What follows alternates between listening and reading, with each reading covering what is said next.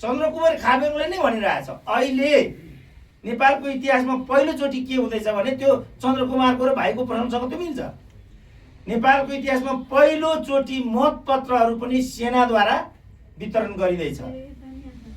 यसको भोलि मतपत्रको मतपेटिकाको सुरक्षा पनि सायद उसैले गर्छ होला। अनि उसैलाई दिने भनेको छ अहिले त। बस अब चन्द्रकुमार खाबुङले के भनेको छ भनेदेखि यही प्रश्नमा भाइको प्रश्नसँग मिल्छ।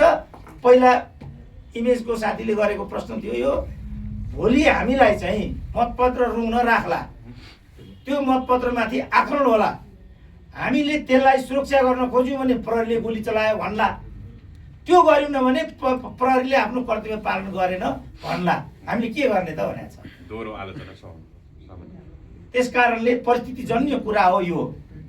पहिलो कुरा 23 होइन, पहिलो कुरा 22 हो। 22 व्यवस्थापन गर्न नसकेपछि 23 र 24 भएको।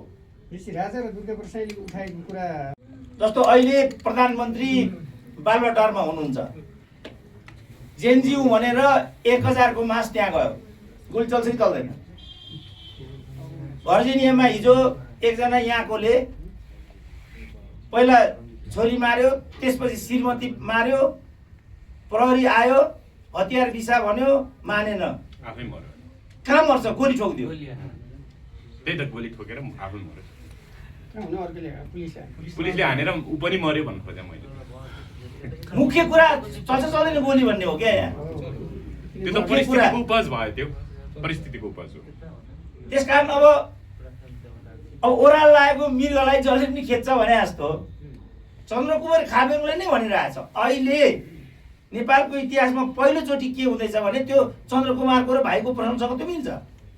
नेपालको इतिहासमा पहिलोचोटि मतपत्रहरू पनि सेनाद्वारा वितरण गरिँदैछ। यसको भोलि मतपत्रको मतपेटिकाको सुरक्षा पनि सायद उसैले गर्छ होला। अनि उसैलाई दिने भनेको छ अहिले त। बस अब चन्द्रकुमार खाबुङले के भनेको छ भनेदेखि यही प्रश्नमा भाइको प्रश्नसँग मिल्छ। पहिला इमेजको साथीले गरेको प्रश्न थियो यो, भोलि हामीलाई चाहिँ मतपत्र रुङ्न राख्ला, त्यो मतपत्रमाथि आक्रमण होला, हामीले त्यसलाई सुरक्षा गर्न खोज्यौँ भने प्रहरीले गोली चलायो भन्ला, त्यो गर्यौँ न भने प्रहरीले आफ्नो कर्तव्य पालन गरेन भन्ला, हामीले के गर्ने त भनेको छ। दोहोरो आलोचना त्यस कारणले परिस्थितिजन्य कुरा हो यो। पहिलो कुरा 23 होइन, पहिलो कुरा 22 हो। 22 व्यवस्थापन गर्न नसकेपछि 23 र 24 भएको। राजा र दुर्गा प्रसादले उठाएको कुरा